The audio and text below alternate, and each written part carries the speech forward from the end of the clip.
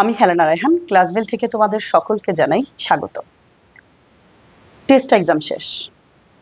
যা পড়াশোনা করেছো, যাই হয়েছে, অ্যাটলিস্ট টেস্ট তো দিয়েছো। অনেকে রেজাল্ট দিয়েছে, অনেকের আবার দিবে। কিন্তু তুমি এসএসসির জন্য অর্থাৎ বোর্ড এক্সামের জন্য কিভাবে পড়াশোনাটা করবে, কোত্থেকে শুরু করবে নতুন করে, এটা তুমি বুঝতে পারছো না। অনেকেরই স্টুডেন্টের সাথে এই ঘটনাটা ঘটে। মানে একটা সাজেশন ফলো করেছে বা একটা না একটা কিছুর মধ্য দিয়ে গেছে, কিন্তু এখন সে নতুন করে কি করবে, তার কি করণীয়, এটাই সে জানে না। তো এই ব্যাপারে আজকে একটা ডিটেলস আলোচনা করব। তার আগে তোমাদেরকে বলি, তোমরা অনেকেই জানো ক্লাসবেল তোমাদের জন্য নতুন একটা কোর্স শুরু করতে যাচ্ছে 15ই নভেম্বর থেকে। তোমরা চাইলে একদম জিরো থেকে অর্থাৎ বেসিক থেকে আমাদের সঙ্গে এই কোর্সটা করতে পারো। আমরা একদম বেসিক টু অ্যাডভান্স পর্যন্ত এই কোর্সটা করাবো। যদি আমাদের ফুল কোর্সে ভর্তি হও 2,990 টাকা দিয়ে, তাহলে আমাদের একটা বই আছে, গণিত আর বাংলা দ্বিতীয় বছর, এই বইটি ফ্রি পেয়ে যাবে তুমি। আর কোর্স সম্পর্কিত বিস্তারিত জানার জন্য ফার্স্ট কমেন্ট অথবা ডিসক্রিপশন বক্স দেখবে। ঠিক আছে, চলো ক্লাসে ফিরে যাই। এখন আমি এইটুকু তোমাকে বলতে চাই, টেস্ট একদম তো শেষ। নিশ্চয়ই তুমি বুঝতে পেরেছো এর মধ্যে তোমার অবস্থান কি, কেমন। এর মধ্যে আমি না, এটা তুমি ভালো জানবে, তোমার গ্যাপ কোন বিষয়ে। গণিতে, ইংলিশে, বাংলা।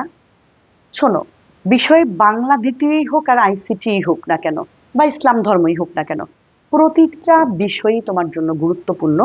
কারণ একটা ভালো রেজাল্ট, আমি বলছি না জিপিএ 5 ভালো রেজাল্ট, 4 পয়েন্ট পাওয়া ভালো রেজাল্ট, অথবা 4.50, 4.90, এটাও কিন্তু ভালো রেজাল্ট। যার যার জায়গা থেকে শেষে ভালো রেজাল্ট করবে। কিন্তু ভালো রেজাল্ট করার জন্য প্রত্যেকটা বিষয়ের একটা গুরুত্বপূর্ণ ভূমিকা আছে। প্রতিটা বিষয় একটা টিমের মতো কাজ করে। আমি যখন ক্রিকেট খেলে বা ফুটবল খেলে, একজন অনেক ভালো করছে, বাকিরা খারাপ করছে, তাহলে কিন্তু একটা টিম কখনোই জয়ী হতে পারে না। ঠিক তেমনি একটা বিষয়ে তুমি অনেক বেশি 90 পেয়ে গেলা, আরেকটা বিষয়ে তুমি 40 পাইলা বা 50 পাইলা, এটাকে যখন গড় করা হবে তখন কিন্তু তোমার মার্কস অনেক কমে যাবে। সো এটা করা যাবে না, প্রতিটা বিষয় গুরুত্বপূর্ণ।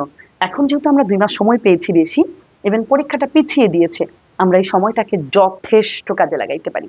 অর্থাৎ তুমি যদি মনে করো তোমার যে যে বিষয়গুলো তুমি অবহেলা করেছো, সাধারণত বাংলা দ্বিতীয় হতে পারে, বাংলা প্রথম হতে পারে, বিশেষ করে সায়েন্সের স্টুডেন্টদের জন্য আমার একটা মেসেজ থাকবে, গ্রুপের সাবজেক্ট এত এত পড়ার পরও এত গুরুত্ব দাও, অন্যগুলিকে প্রায়োরিটি দাও না। বিশেষ করে তোমাদের বিজিএস সাবজেক্টটা তোমরা গুরুত্ব দাও না, ইভেন অনেকের কাছে কঠিন লাগে। অথচ আমাদের কোর্সে আমরা অল্প একটা ক্লাসের মাধ্যমে বিজিএস কোর্সটা কিন্তু শেষ করেছি।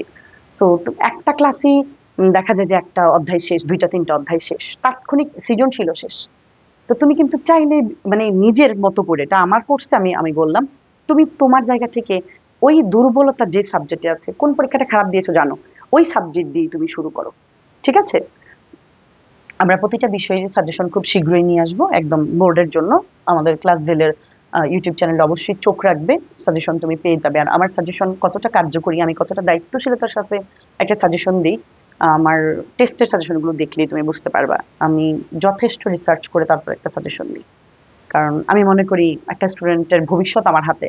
সো আমি না হয় নাই দিব, তখন তুমি বিকল্প খুঁজবে, কিন্তু আমি যদি দেই, আমি তোমার দায়িত্ব নেব। আমি এই বিষয়টা মনে করি। তো আমি চেষ্টা করব প্রত্যেকটা সাজেশন, আমি এখনো সাজেশন কোনো বিষয়ে নিয়ে ওইভাবে আনি নেই, কারণ আমার রিসার্চ এখনো বাকি। সো আমি প্রতিনিয়তই চেষ্টা করছি, হয়তো কয়েকদিনের মধ্যে আমি একটা ভালো সাজেশন প্রতিটা বিষয়ে একটা একটা করে নিয়ে আসবো ধাপে ধাপে। তোমরা একটু অপেক্ষা করবে সেই পর্যন্ত। এর মধ্যে তুমি যে কাজটা করে ফেলবে, তোমার যেমন ধরো বাংলার কথা যদি আমি বলি, বাংলা দ্বিতীয় অথবা প্রথম অথবা বিজিএস যাদের আছে, ঠিক আছে, অথবা আর্টস বা কমার্স দেখতাম, যেমন বিজ্ঞানে কিন্তু অনেক স্টুডেন্ট আমি দেখেছি দুর্বল বিজ্ঞানের বিষয়টাতে। তো অথবা ধরলাম আমরা ধর্ম, অথবা আইসিটি, হিউজ সাবজেক্ট, কম গুরুত্বপূর্ণ মনে করো না। 1টা 2টা 3টা 4টা 5টা, প্রত্যেকেরই, যাদের বিজিএস বা বিজ্ঞান নাই, তাদের যাদের বিজ্ঞান আছে তাদের আবার বিজিএস নেই। এই 5টা বিষয় শেষ করতে পারা কিন্তু তুমি মানসিকভাবে শান্তি পাও, অর্থাৎ 5টা বিষয় ক্লোজ। যেমন আমাদের কোর্সে তুমি যদি ভর্তি হও, বাংলা দ্বিতীয় 10টা রেকর্ড ক্লাস আছে।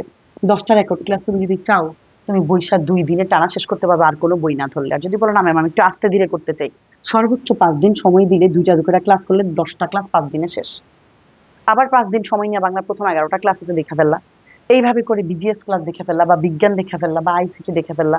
তুমি তোমার মতো করে প্রায়োরিটি দিয়া, হয়তো 1 মাস লাগবে সর্বোচ্চ তোমার, এই 5টা বিষয় 5 দিন করে যদি ধরি 25 দিন, এই 25 দিনে কিন্তু তুমি এই বিষয়গুলো কমপ্লিট করে ফেলতে পারবা। এরপরে তুমি মানসিকভাবে একটা শান্তি পাবে যে আমার 5টা বিষয় শেষ। এরপরে অন্যান্য বিষয়গুলি ধীরে ধীরে ধীরে ধীরে তুমি ধরলা। ইভেন বা আমাদের কোর্সে যারা সাথে আমার সাথেই তো তারা লাইভ করবে, জিরো থেকে তো গণিতও শুরু করবে, ইংলিশও শুরু করবে।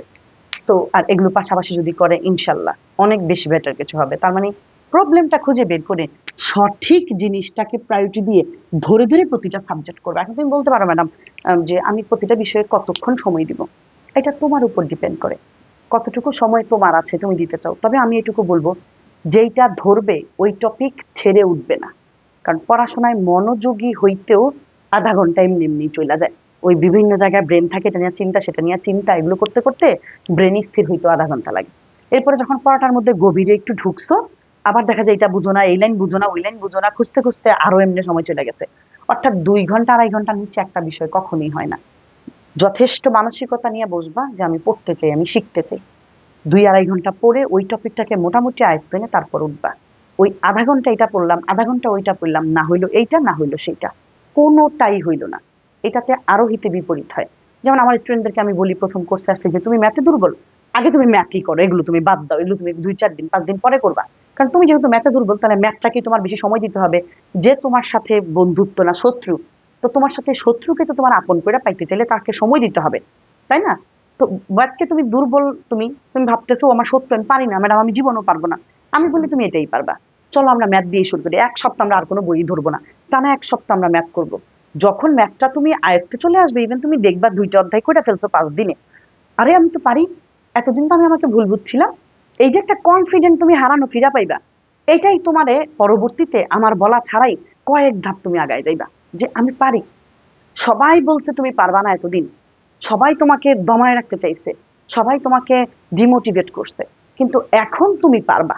এখন তুমি বলতেছো বা তোমার মধ্যে নিজে নিজে দেখো, আমরা যদি সারাদিনও বলি তুমি পারবা, তোমার মধ্যে যতক্ষণ ওই কনফিডেন্ট না আসবে তুমি পারবা না। এটা না আসলে আমরা জীবনেও কেউ বললে কোনো কাজ হবে না। কিন্তু তুমি যদি বলো, বিশ্বাস করতে শুরু করো, আরে আমি তো পারি, এই তো আমাকে দিয়ে সম্ভব, এতদিন তো আমি বোকা ছিলাম, এতদিন তো আমি সঠিক মেন্টর পাইনি, এতদিন তো আমাকে কেউ এভাবে বুঝাইতে পারেনি, তখনই দেখবা তুমি অনেকখানি আগায় গেছো। শোনো, খারাপ ছাত্র বলে কোনো ছাত্র নেই, একটা ছাত্র একদিনে খারাপ হয় না বাবা।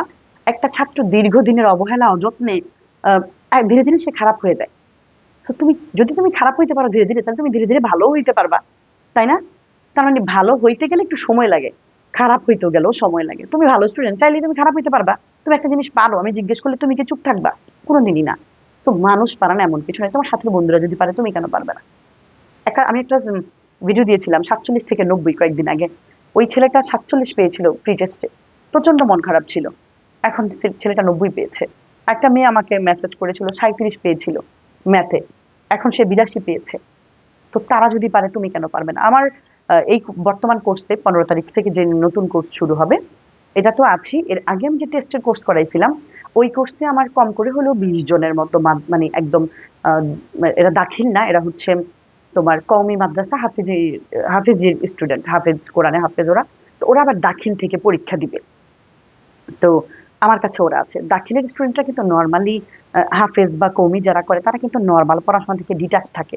ওরা পরবর্তীতে পরীক্ষাটা দিতে আসে। তো ওরা যদি পারে, ওরা এখন অনেক চেঞ্জ, এমন কয়েকজনকে আমি চিনি।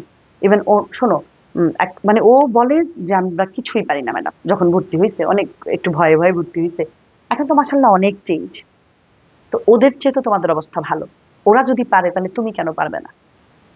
নিজেকে প্রতিনিয়ত উৎসাহ দাও, আমি পারবো, আমাকে দিয়ে সম্ভব। আমি আমার ক্লাস গেলে এই কথাটাই বলি, চলো আমার হাত ধরো, আমি তোমার পাশে আছি, আটকে গেলে আমাকে নক করবা। আমি তোমাকে সর্বাত্মক চেষ্টা করবো আমার জায়গা থেকে, কারণ আমি আমার দায়িত্ব, আমার আহ, অভিজ্ঞতা, আমার পরিশ্রম, আমার ভালোবাসা, আমি সবকিছু দিয়ে একটা স্টুডেন্টকে আমি আমার আয়ত্তে আনি। আমি আমি যা বলি তা শুনতে হবে, তোমাকে অবশ্যই শুনতে হবে। আমার কথা শুনলে তুমি ভালো করবা। ইভেন আমরা যে সাবজেক্টগুলোর দায়িত্ব নিয়েছি, এই সাবজেক্টগুলো তোমাকে কোথাও পড়তে হবে না। যদি পড়তে হয়, ব্যর্থতার দায় আমার। তুমি ব্যর্থ হওয়া মানে আমি ব্যর্থ হওয়া, আমি তো তোমাকে ব্যর্থ হতে দিতে পারি না। তো আমি তোমাকে এইটুকু বলবো, এই টপিকগুলি ধরে ধরে শেষ করো। পাশাপাশি আমরা গণিত আর ইংলিশটা প্রতিদিন চর্চায় রাখবো, প্রতিদিন একটু একটু করে। মনে করো তুমি করেছো গণিত পুরাই পারো, এখন জ্যামিতির অংশটা পারো না, বুঝা গেছো যে তুমি জ্যামিতি পারো না, তুমি জ্যামিতি দিয়ে শুরু করবা। আমাদের কোর্সে আমরা জ্যামিতি দিয়ে আমাদের কোর্স স্টার্ট করি, কিন্তু বিভিন্ন জায়গায় তুমি দেখবা যে বীজগণিত বীজগণিত, তুমি জীবনে জ্যামিতিতে ঢুকতেই পারো না। তো কোথায় গেলে তুমি জ্যামিতি দিয়ে শুরু করতে পারবা, অথবা ত্রিকোণমিতি দিয়ে কোথায় গেলে পারবা, তুমি সেই চেষ্টা করবা। স্পেসিফিক গ্যাপটাকে খুঁজে বের করবা, ওই গ্যাপটা ধরেই কাজটা শুরু করে দিবা। আমি আশা করি বুঝাইতে পারছি। ভালো থাকো সবাই, সবার জন্য অনেক অনেক শুভকামনা।